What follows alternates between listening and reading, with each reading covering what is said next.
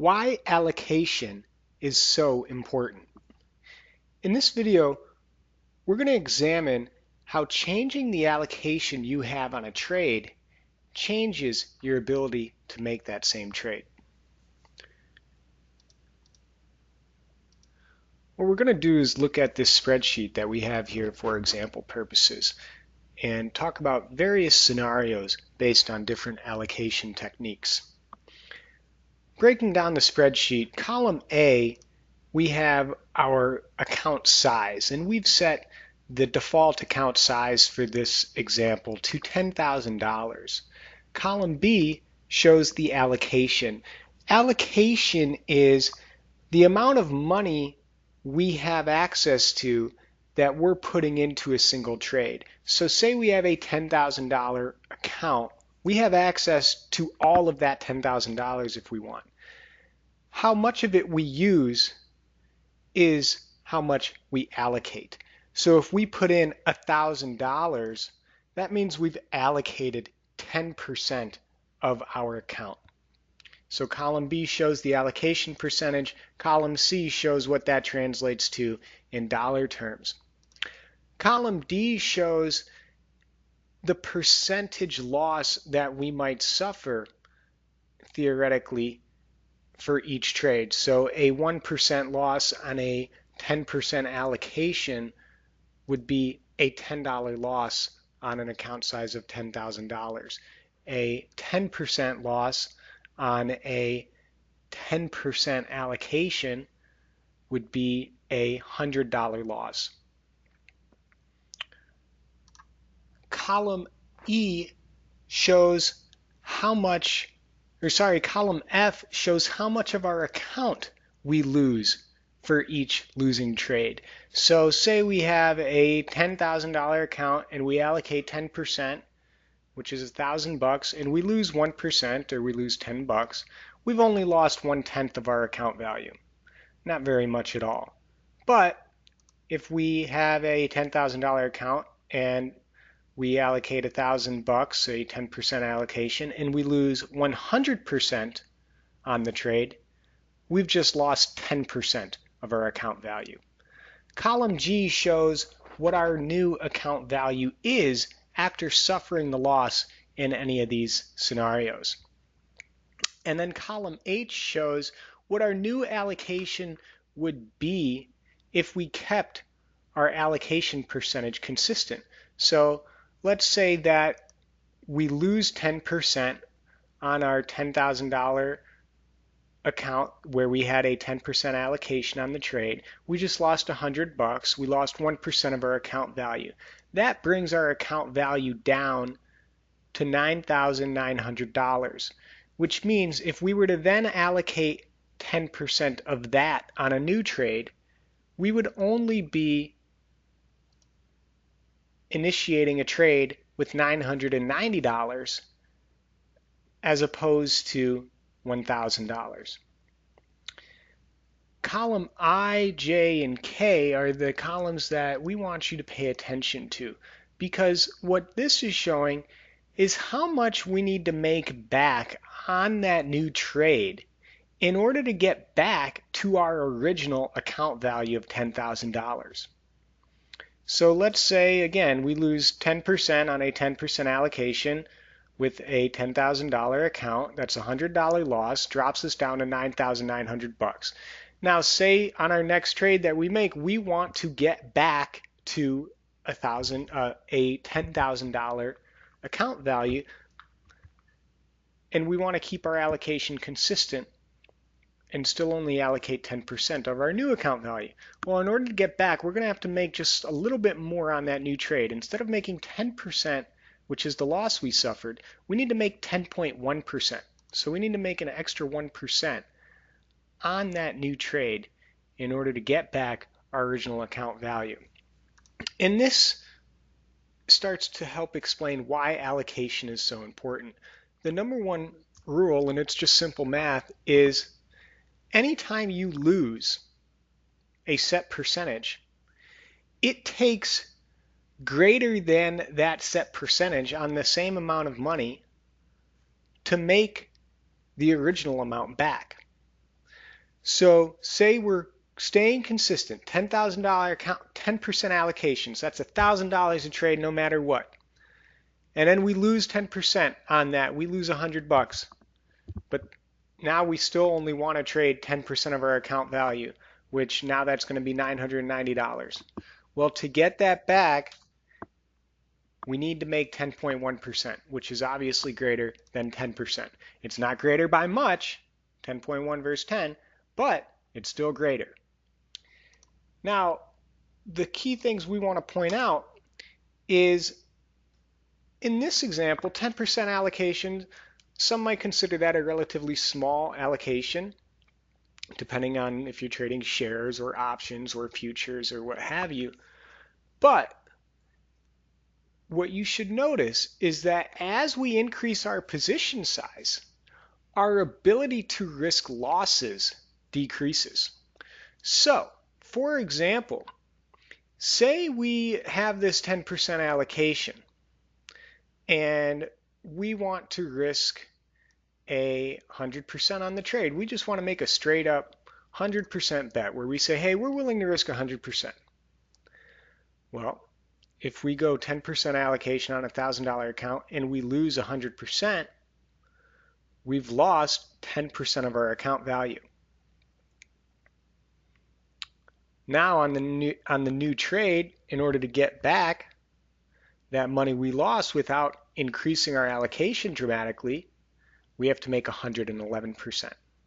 We have to make an extra 11% more on this new trade. And that's only with a 10% allocation. However, if you trade up to a 30% allocation, look at how your losses become more greatly impacted. Now, if we're going all in and we lose 100% on the account with a 30% allocation, we've lost 30% of our account value. We've tripled the loss as it relates to the size of our account. And in order to make that money back without increasing our allocation beyond what we want to, we have to make 142% on our next trade. So, as we increased our allocation from 10% to 30%, we lost the ability to take losses. Because if I want to trade bigger with a 30% allocation, but I still only want to risk 10% of my account value, which is still too much, but we'll get to that in a minute. Now I need to minimize my loss at a 35% loss. So here you see on line 18, 30% allocation. If we lose 35% on the trade with 30% allocated, we've lost 10% of our account value. Had we just stuck with our 10% allocation, column 26 here, or row 26 here, we lose 10% of our account value, but we're able to risk 100% of the loss. So, in other words, a 10% loss on a 50% allocation is going to do a lot more damage than a 40% loss on only a 10% allocation. If you want to take greater risk in terms of the percentages you're willing to lose, then you should keep your allocation small, because as you increase your allocation, your ability to lose goes down. So each one of these, let's say we don't want to lose more than 1% of our account value on any one trade. Well, if we keep our allocation at 10%, we can lose up to 10% on the trade. But if we go up to 20% allocation and we only want to lose 1% of our account value, we can only stomach a 5% loss on the trade. And if we go up to 50% and we only want to lose 1% of our account value on the trade, we can only stomach a 2% loss. So by increasing our allocation from 10% to 50%, we've now decreased the amount of percentage loss we can afford to lose as it relates to the impact it's going to have on our account. And this brings us to an important point. A loss is only small if it doesn't cost us a chunk of our account value. A loss is only small if it doesn't cost us a chunk of our account value. To some people, you might say, oh, I lost $200. And the guy might say, hey, that's a small loss, no problem with that. Well, if your account is only $1,000 and you just lost $200, you just lost 20% of your account value. If you have a $10,000 account, well, you only lost 2% of your account value. And $20,000 account, you only lost 1%. So it's all relative to your account value. And that's what we want you to get out of this, is how your allocation impacts your trading based on the size of your account. If your account can't handle a 25% loss on a single trade, then you need to watch your allocation. Because again, a 25% loss on only a 10% allocation on a $10,000 account is only going to cost us 12.5% of our account value, which is still a lot. But if we take that 25% loss, oh, sorry, I knew that was too much. I was looking at the 50% allocation, not the 10% allocation. I knew that was too much. That did not sound right. Okay, so ignore what I just said. If we take that 25% loss on a 10% allocation with a $10,000 account, we've only lost 2.5% of our account value. We can battle back from that much easier. Whereas if we have a 50% allocation and we lose 25% on the trade, we've just lost 12.5% of our account value. And also look at the difference that it takes here as we lose more with greater allocation. Notice how much more it takes to make the loss back. So on a 10% allocation, if we lose 25% on the trade, we lose $250 in our account.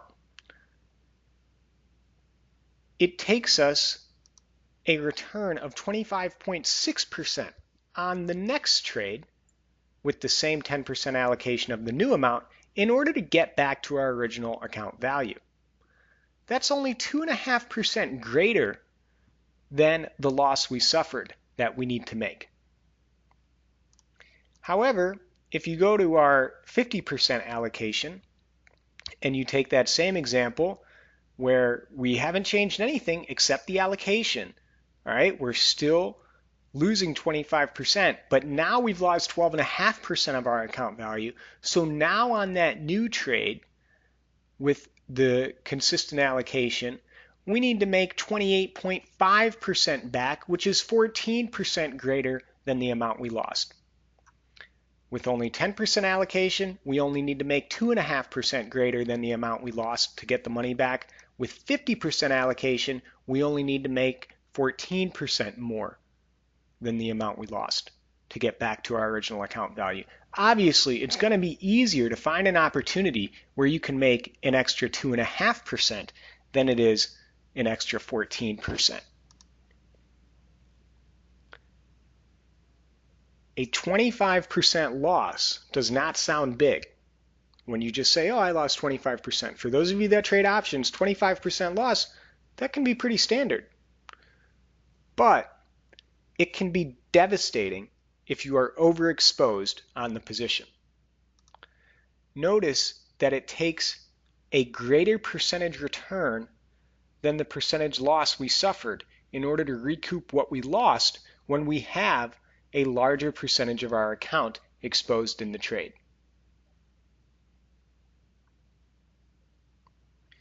Now, you might be saying, well, that's true. I do need to make a greater percentage back if I'm only keeping my allocation consistent to what it started with. And you might say, okay, well, if I lose 25% with a 50% allocation and I lose, $1,250 on my $10,000 account, I'll just go all in, and instead of needing to make 25%, I'll just try to make 15%. Well, that is a very dangerous game, because now you're saying that you're not going to control your allocation, you're going to try to control your losses. and your gains. In other words, you're going to try to control the market and how you react in the market. And when you're a new trader or you're not a trader that's been consistent yet, you will struggle. And I'm sorry, this is just the truth. You will struggle to control how you react in the market. That can be in a negative way in trying to manage losses, and it can also be in a positive way when you're trying to manage gains. You will struggle with that. All traders do. All traders do. It's just the way it goes. The only way you get better is with experience. In order to develop experience, you need to be able to trade. In order to be able to trade, you need to have money. In order to have money, you need to control your allocation. So you might say, I'm not going to let myself lose more than 10% no matter what. Well, guess what? Shit happens. It's much easier to say, I'm not going to allocate more than 10% of my account in any one trade. The number one thing we must be able to do is make another trade. If we allocate too fully and we're wrong, we can lose a chunk of our capital. So these different spreadsheets will show you how your losses impact your new allocation ability. So again, if we look at 10% and 20%, we look at these first few rows, we can stomach pretty solid losses. You know, we can stomach losses down to 20% without ever losing more than 2% of our account value and without ever needing to make more than an extra 2% back on the next trade, all the while keeping our new allocation on our new account value the exact same.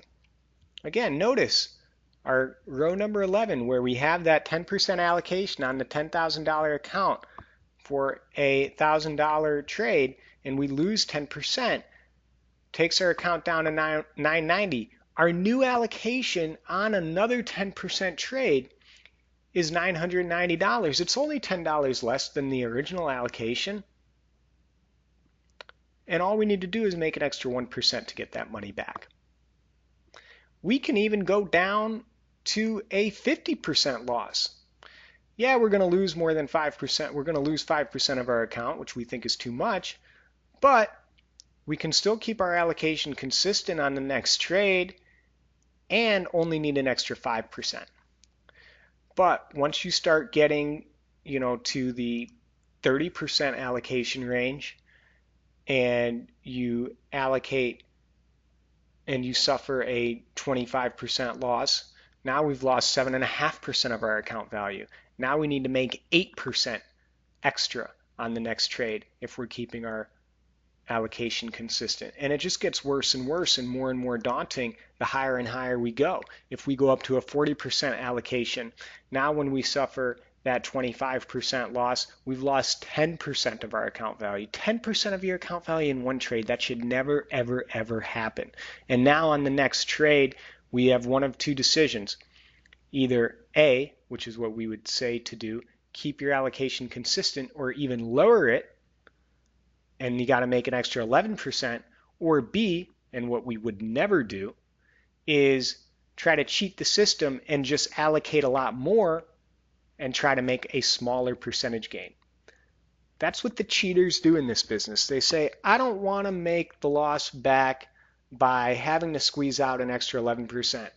I want to make the loss back by having to squeeze out less percentage and just trade with bigger size. Because if I lose $500 on a $10,000 account, now I'm down to $9,500.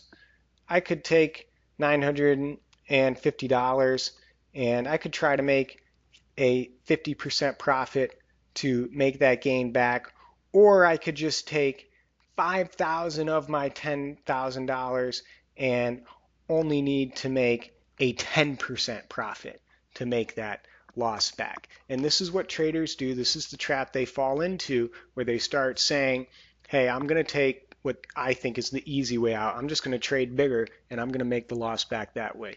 But unfortunately, what ends up happening, and we see this time and time again, is they trade bigger and they lose bigger.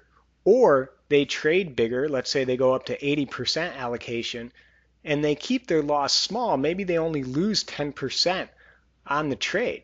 But look at what happens on that 80% allocation on a $10,000 account. When you lose 10%, you've just lost 8% of your account value.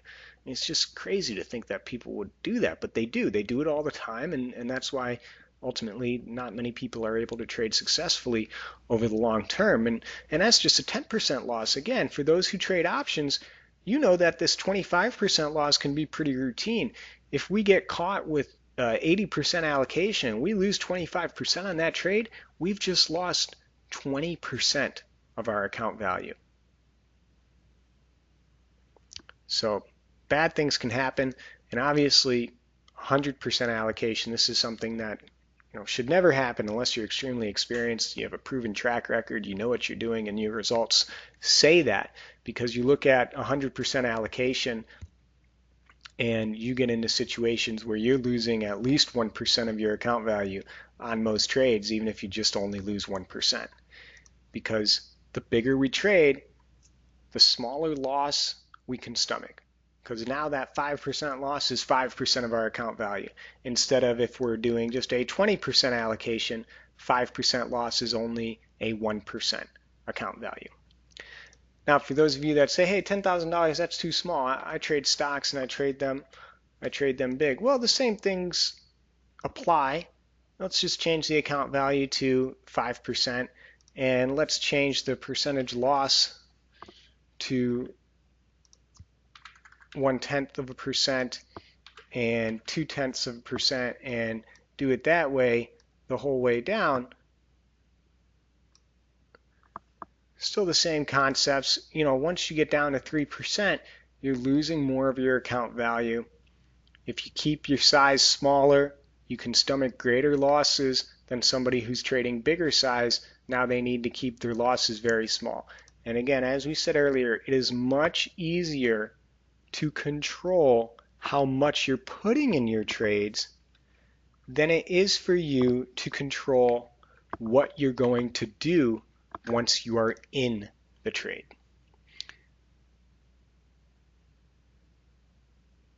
So hopefully you're getting something out of this with how important allocation is. And to those of you that might say, hey, I've got a really small account. How can I possibly trade without going all in? I don't even have $10,000. I only have $1,000. So I have to go all in. Well, you have to do whatever you say you have to do. So if you tell yourself you have to go all in, then that's what you're going to convince yourself of. If you tell yourself you don't have to go all in, then that's what you're going to convince yourself of. We think it'd be a much better strategy to, instead of going all in, maybe trying one trade at a time with half of your allocation, and understanding how that might impact your loss, or even going in with 10% allocation on 5 different trades and keeping $500 in cash and seeing if one of those 5 trades ends up turning into a home run, as opposed to going all in and just having the live or die with one trade.